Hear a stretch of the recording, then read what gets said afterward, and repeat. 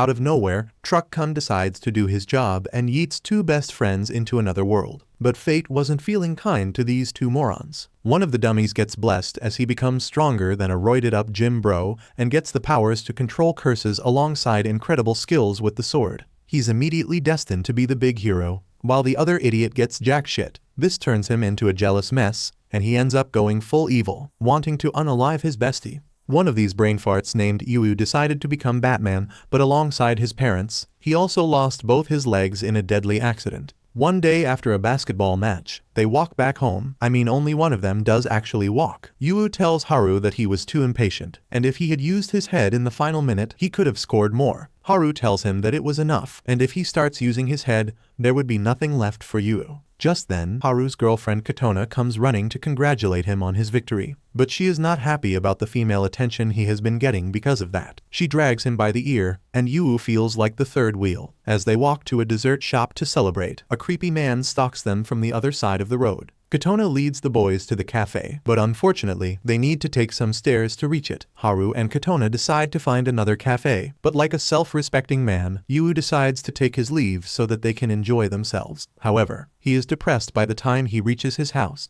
As he enters his room and puts himself on his bed, he begins thinking about Katona. He has had a crush on her for the longest time. But obviously she chose the athlete over the vegetable. Yu doesn't want his feelings to get in the way of their friendship, so he decides not to think about them at all. On the other side, Haru and Katona come back from the cafe, thinking that they will find a place to go with Yu the next time. They go their separate ways, and Katona feels something following her.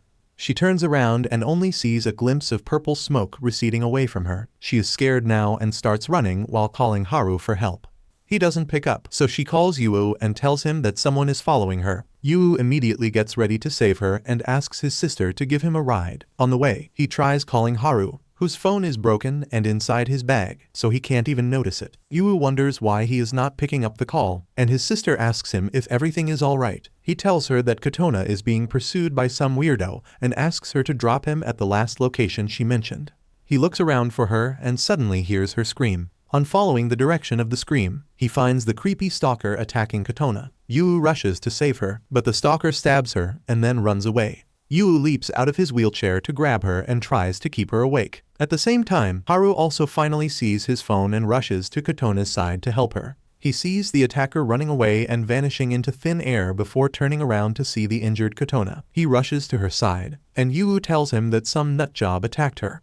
Haru loses his cool and lifts Katona in his arms, saying he will take her to the hospital. Yu says that it is not smart to move around with a knife still inside Katona's body. But Haru doesn't listen to him. Instead of waiting for an ambulance, he runs towards the hospital with Katona in his arms, and Yu crawls to his wheelchair to follow them. In a state of panic, Haru tries to cross the road without waiting for the traffic lights to change, and suddenly, he finds the almighty Truck Kun coming towards him. Yu rushes at him and pushes everyone out of the truck's way, but a bus comes from the other side. They are sandwiched between the two vehicles, and then suddenly, they find themselves in another world because Truck Kun works in mysterious ways. They freak out on seeing that everything around them has changed, and a huge man passes them by, giving them judgmental stares. The two boys wonder what the hell is going on. But then they find that Katona is not with them. Yu tells Haru to try and call her, and he immediately pulls out his smartphone, but as he tries to make the call, his phone turns into a compass, and the same thing happens to Yu as well. They wonder if they are in some Christopher Nolan movie when suddenly, a tiny fluff ball of a dog comes in front of them and starts barking loudly. The citizens of this place, who come from various species, begin gathering around them, and the boys decide to get away from the center of the road to avoid attention. Yu gets up and walks away, and the shocked Haru asks him when he learned to do that. Yu freaks out on realizing that he is standing on his own 2 feet. And as he stumbles towards Haru, they both rejoice that he can walk again, completely forgetting that Katona is still missing. Anyway, they begin touring the city that is the wet dream of inclusivity enthusiasts because it has people and creatures from all races. Haru and Yu still can't process it, so they think this must be a movie set of some sort. Yu points at the dinosaur-like creatures pulling carts, and Haru says that they might just be advanced robots. However, Yu thinks they are too real to be robots, along with everything else in this place. Being an otaku, he realizes that they have been sent to another world by Truck Kun, and Haru suddenly gets worried about Katona. Yu reminds him that his legs got healed when they came here, so Katona might be fine too. This gives him some relief, And then the boys decide to figure out what to do next with a calm mind. They go to a bar with drunk mercenaries and a bunny girl pole dancer to gather information. Haru thinks that they should get a drink too, but Yu asks him not to get distracted. He says that they need to find someone who looks easy to talk to, when suddenly, a dog knight comes there and tells them to get out of the way. While he looks grumpy and dangerous, he is curious about the boys because they look from a different place and invites them for a chat. After boasting and exaggerating about his experiences, he asks them what they want to know. Haru says that they are looking for a girl named Katona, and Dog Knight asks if she has a nice ass. He says that he will help them look for the girl if they let him in on the action. And more people from the bar gather around. Dog Knight asks for her description, and Haru and Yu say that she is a 17-year-old human female with short brown hair. The bar owner says that even their princess is almost 17 years old with brown hair and points to her portrait on the wall. Everyone thinks that she is the most beautiful girl in the kingdom. And as Haru and Yu see the portrait, they freak out because the princess is none other than Katona. They immediately set out to find her, heading towards the palace after asking for directions. Haru asks Yu why Katona became the princess when they are just two random people. And Yu says that it's just RNG, and they can't do anything about it. They reach the palace and join the queue of people waiting to enter it. But the gates suddenly close and the guards declare that there is an emergency in the palace, and no one is allowed to enter without his permission. Haru and Yu decide to try their luck and tell the guard that they are here to meet Princess Astrid, but he tells them that no one in the palace has time for randoms like them. Meanwhile, inside the princess's bedroom, some important people have gathered. The brick-faced general lets in a redhead knight to inform her about the worsening condition of the princess and tells her to strengthen the security of the palace even more. Near the bed, the worried king looks over the princess, who has fallen under a curse that originates from the very spot she was stabbed. The best healers of the country have failed to heal her, and even the Grand Master of Magic, Wiston, could not find out about the curse that is affecting her. The magician says that the Order of Exorcists is going to arrive at the palace soon, and they are the best at dealing with curses, so they might be able to save the princess. At the same time, the carriage of the exorcists arrives at the gate, and as the guards open the gate for them, Haru sees an opportunity to sneak in. Despite Yu telling him to be more careful, Haru runs to the carriage, and Yu has no choice but to follow him. They hide in the cart behind the carriage and are taken into the opulent palace with statues of cats and eagles in the garden. The cart stops at the door of the palace, and some servants rush to carry the stuff in the cart behind. They find a wooden chest and two giant pots, which they carry inside. Once inside the princess's room, Haru and Yu climb out of the pots and hide behind a pillar, as the green people talk with the king. They notice the princess lying injured and cursed on her bed, but they can only watch as the green people begin their ritual, which is just burning some magic mushrooms and then emoting in front of the princess. They do their crazy Fortnite dance for a while and then shoot out a green magic gas that reveals the silhouette of a dagger where Katona was stabbed. Everyone is shocked to see this, and then Shrek's cousins try using their Fortnite dance to remove the cursed dagger from her body, but the curse is too strong and it overwhelms their magic. Dark fumes release from the dagger and enter the body of the green guys, who suddenly start swelling up like balloons and burst, leaving no traces behind. Everyone is shocked to see this, and the old king starts feeling unwell himself. The magician Wiston and the general carry him to his room, giving Haru and Yu the chance to go near the princess. Haru tries to take the cursed dagger out of her body, but gets repelled. However, when Yu tries to hold it, the dagger materializes, and he can safely touch it. Haru asks how he can do that, but Yu has no answers. He tries pulling the dagger out of the princess, when suddenly the dark power within it begins to go out of control. Yu quickly pushes Haru away from the danger while he strains to pull out the dagger as fast as he can. This alerts the soldiers outside, and the redhead knight comes running in, thinking that the princess is in danger. However, as she arrives in the room, Yu successfully pulls out the cursed dagger from the princess's body. He tosses the dagger away, and it disappears without a trace. Soon, the curse on the princess's body also vanishes, and she begins feeling at ease. The redhead bitch, however, is not convinced that the two boys who snuck into her room are good people and arrests them. She brings them to the court, where Brickface interrogates them, asking what they did to the princess. They explain that the princess looks like their friend, and they came to see her, and Yu was the one who pulled out the dagger from her body. The general and others don't believe them. But then suddenly, the princess arrives there and tells her dad that the boys are not lying. The old king runs to hug her, and she tells him that she is perfectly fine now. The redhead knight also testifies that she saw how strong Yuu's pull game was, and the two weird creatures with her attest to that. The magician Wisdom goes ahead and checks Yuu's hands to see the trick behind it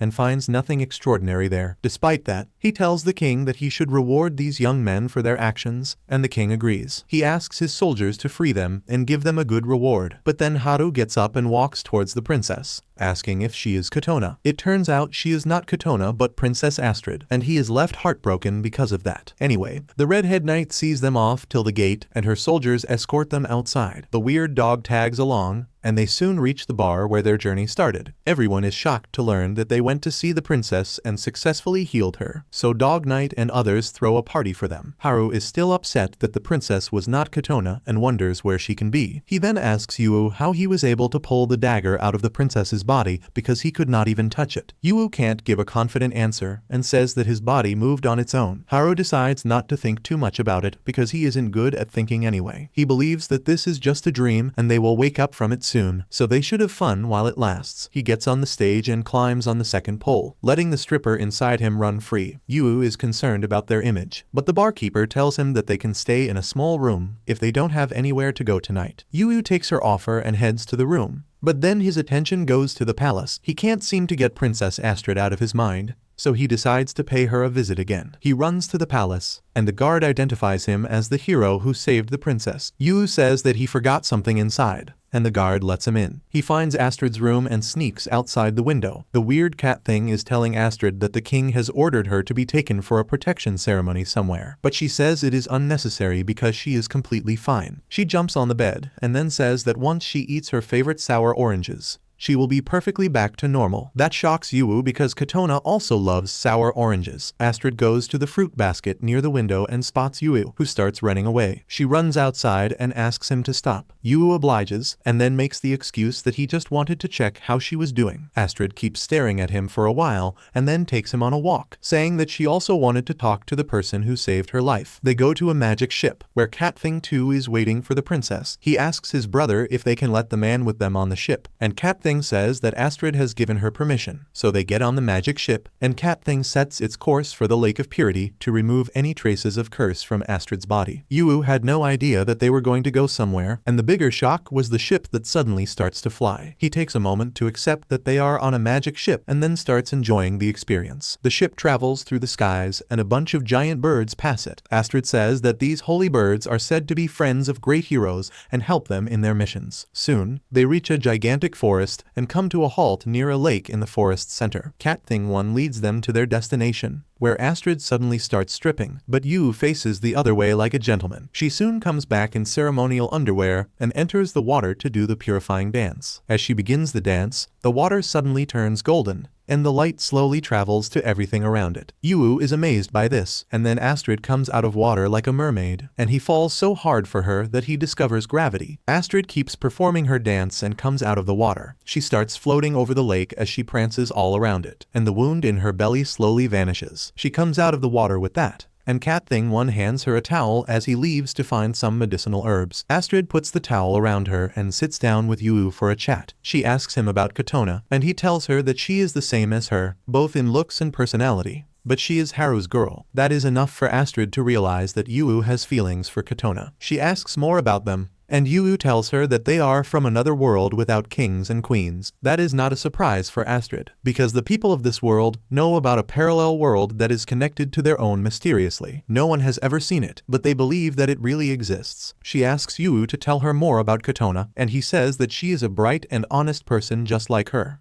and she shares happiness with everyone she interacts with. Astrid tells him that she is not as bright as he thinks because she feels lonely most of the time. Her mother died when she was little, and she can't cry to her dad because father means emotional distance in all languages of the world. The two cat creatures are her only friends, and she envies Katona, who has Haru and Yuu. Yuu is taken aback by that, and then Astrid throws her towel to him, telling him to join her for some splashing fun. The simp can't refuse her request and jumps in the pond to play with her. On the other hand, The magician Wiston tells the king that he does not trust Haru and Yu at all. He thinks that they must have some extraordinary abilities that allowed them to remove the curse from the princess, and they need to test them further to see if they are dangerous. He suspects that Haru and Yu are assassins sent by the rebels, but the king asks why assassins would save his daughter. Wiston says that maybe they want to get close to him by winning his trust and then assassinating him, and the king immediately falls for his words. He declares that he will not let the assassins kill him and destroy the peace of this country that his brother sacrificed his life for. The next morning, as Yu wakes up, he finds that they are still in this world, and Haru tells him that he still thinks it is a dream. Just then, the bar owner comes there with a messenger from the king, who has invited the two boys to a sword fight exhibition. They follow the soldier to the arena in the palace, where Wiston declares that because they showed heroic feat yesterday, the king believes that they will be massively talented in sword skills too. That is why he has organized a mock duel for them to show off their skills. A bunch of bloodthirsty warriors enter the arena with that, and Yu and Haru realize that they got played. The gate of the arena shuts down, and they realize that this is not a reward. The warriors throw two swords towards them, and they pick one each. Yu says that they should try to keep themselves safe while finding a way out, but Haru asks how they can do that in this situation. The warriors attack them, and all they can do is dodge their attacks. They get separated from each other and then surrounded by the warriors, and just then, Astrid arrives to see the match. She is shocked as she sees Haru and Yu in an unfair match and tells her dad that it is wrong to insult the people who saved her life. Wiston tells her that it is just an exhibition match, so they won't be harmed. The princess is still not convinced when suddenly she hears the crowd cheering as one of the warriors strikes Haru down. He is about to finish him off, but then Yu rushes to his aid, blocking the attack and disarming the warrior. He tells Haru that he is able to wield the sword very nicely for some reason, and that gives Haru the confidence that they can win. They begin their counter and push the warriors back with their great skill and teamwork. The king and Wiston think that they have seen enough, and the king orders the match to be stopped immediately. Haru and Yu are summoned to the king's side, but as they kneel before him, the soldiers point their spears at them. Wiston declares that they are going to be arrested, and Astrid protests, asking him the reason behind such a rude act. Wiston says that these people are too skilled to be ordinary humans, so they might be assassins sent to kill the king. He says that they will be taken as prisoners and interrogated, but Astrid keeps fighting on their behalf. Haru snaps, asking what the hell is going on, but then Yu says that they should go back to their world. He thinks that they came to this world when their lives were in danger, so if they put themselves in danger, they might be able to get out. Haru likes the idea more than getting arrested, so he agrees with Yu's plan to jump into the flame behind the king. At the count of 3, they rush ahead, and the guards immediately cover the king. Haru and Yu run straight past them and jump into the flame, much to everyone's shock. They go through the flame and fall out on the other side of the palace, but then suddenly, they start glowing, and with a little flash of light, they completely vanish. Everyone is shocked at this, and Wiston realizes that they were not assassins but travelers from another world. Meanwhile, Yu and Haru open their eyes back on Earth. They have returned to the roadside where they were teleported away, and Yu finds that his legs are useless again. Haru immediately begins looking for Katona, who comes there from her shopping trip. Haru runs to hug her and starts crying,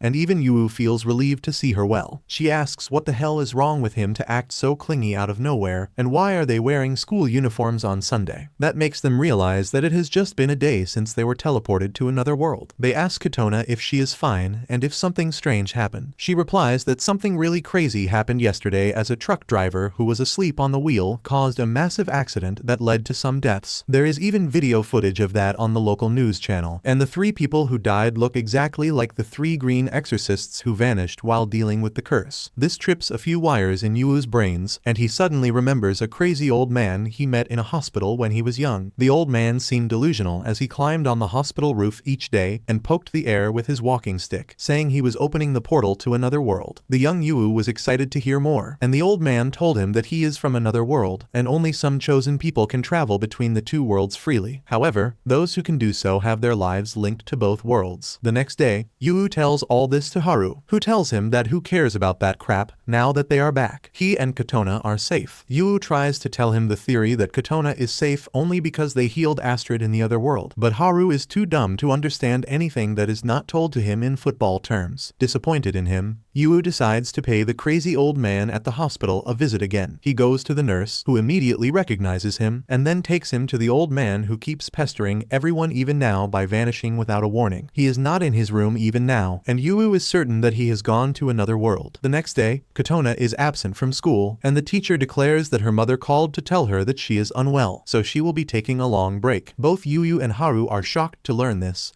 and they go to meet Katona right as school ends. She gives them the shocking news that she has a rare tumor in her body, and she only has 3 months left to live because of that. Haru can't believe this, saying that she was just playing around yesterday, but Katona says that she wants them to treat her normally for the rest 3 months of her life. She heads back immediately after that, saying it is past her visiting time. Haru is in tears, but Yu thinks that the reason Katona suddenly fell is because Astrid is in danger. He says that they should head to the other world and save Astrid so that Katona can better. But Haru doesn't believe him. He says that maybe it is the other way around, and Astrid was supposed to die so that Katona could live. He says that they will go to the fantasy world again, and this time, he will kill Astrid to make sure that Katona lives. Yu snaps at this and tells him that he cannot do that. He grabs Haru's collar, and they start fighting, unaware that the assassin who stabbed Katona is still nearby. Taking advantage of their fight, he rushes towards them, and suddenly, they are teleported to the other world. Haru finds himself alone in a dark and desolate place. There is a creepy goth vibe palace in front of him,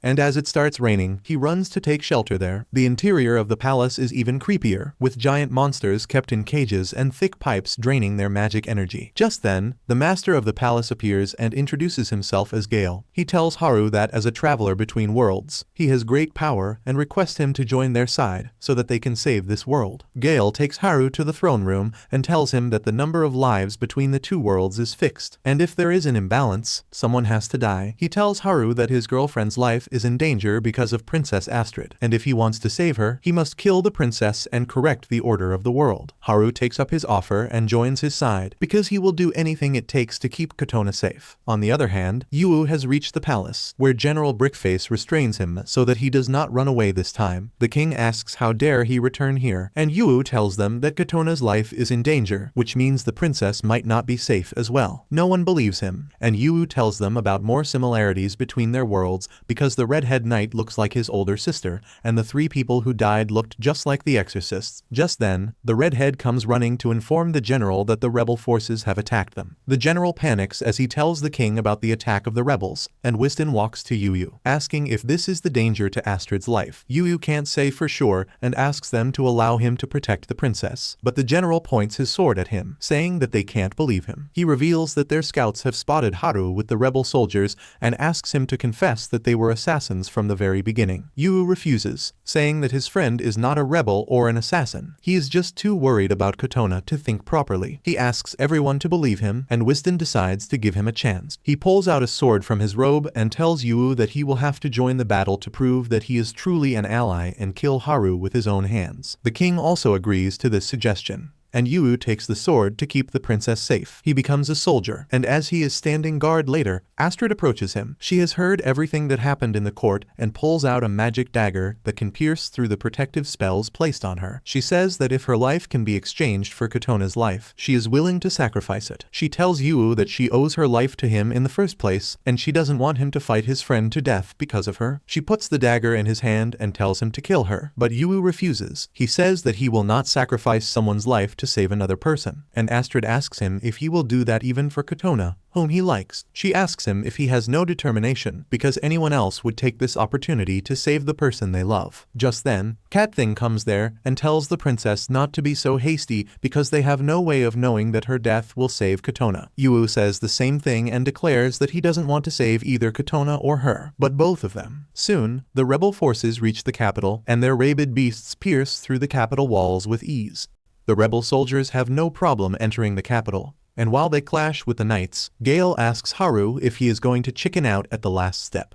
Yu and Astrid see the city fall from the palace, and Yu can sense that Haru is coming for them. He rushes to face him, but Astrid stops him, asking if he will really be able to fight his friend. She says that he will lose his life if he doesn't have the resolve, but Yu says that he will protect her at all costs before rushing ahead. On the other side, Haru is fighting against the royal knights, and the dark armor he is wearing greatly boosts his strength. Gale tells him that they will soon succeed in destroying the defenses of the palace, and using that chance, he will sneak in and kill the princess. He teases him again, asking if he is having second thoughts now, and the irritated Haru tells him to stop repeating the same question again and again. He declares that he will surely kill the princess and charges ahead, And Gale smirks at the foolish boy going to kill the one he loves with his own hands. Meanwhile, in the palace, Astrid goes to her father and suggests that they use their holy sword to wipe out the enemies before they reach them. Her dad tells her that it is not possible because they don't have the holy sword anymore, and the one in their treasure hall is a fake.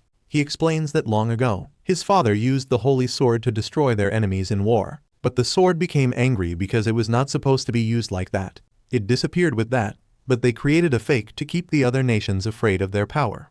Outside, Haru and his troops reach the palace gate, where the redhead is standing guard.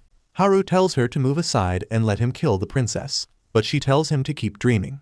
Haru commands his soldiers to attack, and the redhead charges at him. He easily overpowers her, but as he is going towards the gate, Yu arrives there and tells him to stop. He says that killing Astrid may result in Katona's death too, but Haru is not ready to believe that. He tells Katona that he is wrong, and if he tries to stop him from saving Katona, he will kill him too. Haru charges at him, but Yu outclasses him in battle and disarms him. He points his sword at Haru, telling him to wake up from his delusions, but Haru tells him to kill him, or he will kill Astrid.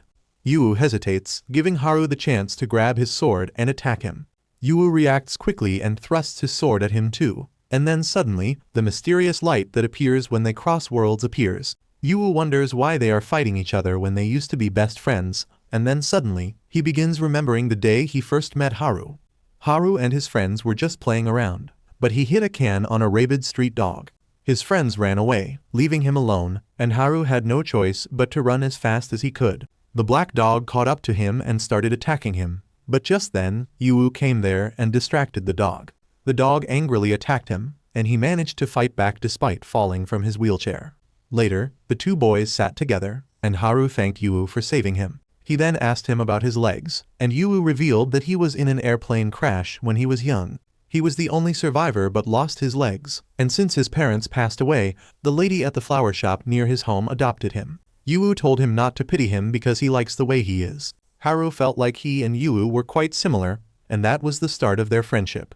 Yu suddenly snaps out of the flashback as he finds himself back in the real world. His foster family is watching the news about a hotel being on fire, and Yu immediately thinks about Katona. He goes to see her in the hospital but finds Haru outside the door. Haru says that Katona was in a lot of pain, so they had to sedate her, and she is sleeping right now. They go outside to talk, where Yu asks Haru to understand that this is all because of him. He tells him that the closer he gets to Astrid, the worse Katona's health becomes. He says that the fire at the hotel is the effect of the war between the kingdom and the rebels. But Haru doesn't understand that or even care about it. He says he will save Katona by killing Astrid, and Yu tells him that the rebels have given him false information. Haru asks him to prove it, and Yu suddenly gets an idea. He remembers that the redhead knight who looked like his sister was in danger, so he rushes home, where his sister runs into the creepy assassin who is looking for her younger brother. On not finding him, he decides to kill her, but luckily, Yu and Haru arrive there just in time, and Yu distracts the assassin by throwing a cactus at his head. The three of them run away, and the assassin suddenly transforms into a giant spider. It chases after their car, and Yu explains to Haru that since the redhead was in danger in the other world, he figured his sister would be in danger here. While his sister doesn't get a single thing out of their conversation, Haru begins to understand how things are linked between the worlds. However, when Yu's sister asks him how the weird spider guy learned that she was his sister, he suddenly realizes the true identity of the villain behind this mess.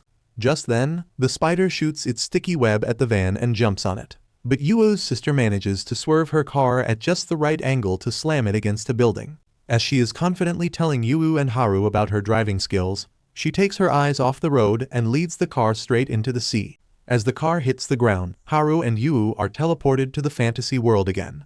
Yu goes to the palace where the king, Astrid, and Wystan are watching the battlefield. Wystan asks him what he is doing here when the battle is still going on, and Yu says that he is here to fight. He tells Wystan that he knows he is the traitor who tried to kill the princess, and Wystan asks him if he has lost his mind. Yu puts himself between Wystan and Astrid and begins saying that he always thought that someone important from the palace must be after the attack on Katona because he knew that the princess has a protective barrier around her that cannot be pierced so easily. On top of that, the assassin who tried to kill his sister could know of their relationship only if he had heard his confession in the palace earlier. But the greatest reason is that Yu could smell the same scent as the cursed dagger on Wystan's hands when he tried to examine him. Wisdom laughs, saying that is a stupid reason, but Astrid says that it is not. She says that magic has a distinctive smell and trail, so it is easy to differentiate it by smell. Also, the protective barrier on her will reflect any attempt at her life on the attacker, which means that if Wisdom was after the assassination, he should have the curse mark on the same place in his body. She asks him to prove his innocence by removing his clothes, and Wisdom starts getting pissed. Just then, Haru also arrives there, and he is completely convinced now that Wisdom was behind Gale because he told him just what he needed to know to turn against the princess. The redhead also joins them, and seeing her safe, Yu realizes that his sister will be fine too. Wisdom decides that it is time to stop pretending and throws away his cloak, revealing the curse that has infected his entire chest. Just then, the brick-faced general also arrives there, and Wisdom says that it will make it easy for him to get everyone together. He uses his magic to summon his dark armor and declares his true identity as the leader of the rebels, Gale, and the elder brother of the current king. The king says it is impossible because his brother died long ago, but Wisdom tells him that it is not true. He reveals that when he was on the brink of death, he performed forbidden alchemy using the bodies of demons and crafted this body for himself. He says that the king always was their father's favorite, and that is why he sent him to the enemy nation when he was just a child as a hostage. Wisdom says that he felt as if he had lost everything, but his life in the enemy kingdom was rather peaceful. He managed to get married and even had a child, but then his father attacked the kingdom and completely destroyed it. Wisdom says he lost everything that day, and now he is here for revenge and his throne. The king says that it was an unfortunate war, but they had to destroy the nation for the sake of their kingdom. He says that their father always regretted his actions, but Wisdom refuses to believe him. He declares that now that he has the power to fight back, he will become the new king and use the vast amount of magic within Katona to bring back his dead family to life. The general steps ahead to stop him, but Wisdom knocks him out with a single hit. Astrid tells him that if he kills her, the protective shield will kill him too, and Wisdom turns into the green creature as he says that he will let someone else do the killing. He uses his magic to control Haru through his armor and tells him to kill the princess. Yu holds him back, but Haru overpowers him. Haru is about to deal the finishing blow, but Yu dodges it at the last moment and then instinctively uses magic to blow away his helmet and free him of Wisdom's control. Wisdom is not impressed by Haru's performance and tells him that it was amusing to see him try to kill the person he loved. Haru loses consciousness, and Yu goes ahead to punish Wisdom for his crime. However, Wisdom quickly slips past him and the redhead to kidnap Astrid and flies off with her. Yu leaps to attack him, but he is deflected by his barrier and thrown to the ground. Wisdom laughs as he flies away, only to land in front of the palace. Yu and others reach there just then and tell him that if he harms Astrid, the damage will reflect back to him. Wisdom knows that, so he decides to deal damage indirectly. He blows up the palace, and the rubble starts falling. Yu dives to protect Astrid and gets stabbed by a wooden spike. Astrid and Haru panic on seeing this and remove the spike from his body. They lay him to rest in a garden, and Astrid kisses his forehead for saving her and promises that she will avenge him. She goes to fight Wisdom along with Haru, and as Yu tries to reach out to them, the crazy old man from the hospital appears in front of him. While Haru and Astrid struggle against Wisdom, the old man walks to Yu and asks how he feels at death's door. Yu says that he is afraid of dying, but even more afraid of losing the one he loved. The old man hands out his cane to him, saying that he can have it because only someone like him deserves it. Yu grabs the cane and asks what it is, and the old man tells him that it is the greatest power in the world. The cane begins to glow, and the old man decides to head back to the hospital because now he has done his duty and found a worthy successor for the power. On the other hand, Wisdom has got Haru and Astrid against the wall, and he decides to finish them off by revealing his true form. A dark tornado surrounds him as he turns him into a horrifying chimera. He grabs Astrid and says he will consume all her power now, and when Haru tries to save her, he only gets slapped away. Wisdom decides to finish him first and turns his hand into a blade, but just then, Yu arrives there to block it. He declares that he will protect those he loves, and suddenly, the cane in his hand emits a blinding light as it turns into the holy sword. Yu's injuries are completely healed, and everyone is shocked to see the holy sword with him. Wisdom says that it doesn't matter if he has the holy sword now, because he can just go up into the air and absorb Astrid's power there. Haru and Yu watch him helplessly from the ground when suddenly, the giant bird he sees during his visit to the lake flies there. It passes close to Yu, who realizes that the bird is here to help. He requests it to take him to the sky, and the bird grabs him and flies towards Wystan. Yu slashes his arm, making him drop Astrid, and then catches her. They land safely, but Wystan instantly heals his arm and gives chase, attacking them without giving a moment to relax. Yu covers for Astrid and then charges at him, overwhelming him with his great sword skills. Wystan decides to attack Astrid instead, and as Yu rushes to shield her, Wystan appears behind him and slashes his back. He is about to finish him, but then notices that the holy sword is nowhere to be seen. Just then, Haru starts running towards him, grabs the sword, and leaps up to finish him. He stabs Wystan's head with the sword, ending his life. Wystan turns to ash and smoke, and then a bright white portal that teleports people between worlds appears.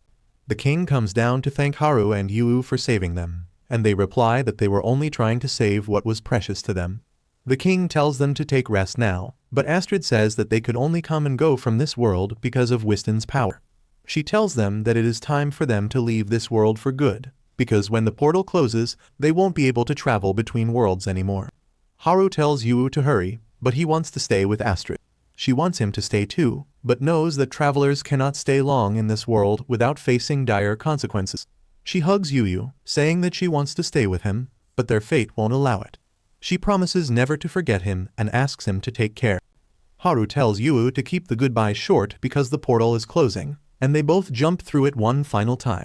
However, Yu cannot give up on Astrid, so he leaves Haru's hand and lets himself fall back into the fantasy world. Haru tries to stop him, but it is too late. He wakes up in a hospital and immediately goes searching for Yu, but doesn't find him. He runs into his sister instead, who is overjoyed to see him up. She tells him that he was in a coma for 1 month after the accident, and she is really happy to see him. She also has good news for him, and as Katona comes there, she says that she has undergone surgery and her tumor has been completely removed. Haru happily hugs Katona and says that Yu will also be happy to learn about her recovery.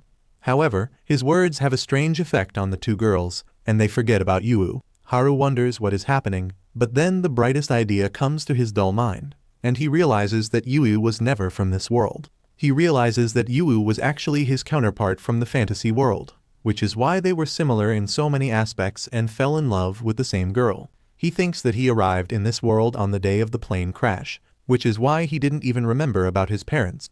Haru thinks that Yu came here only to save his life, but now he is back where he belongs, living happily with the girl he loves, just like him.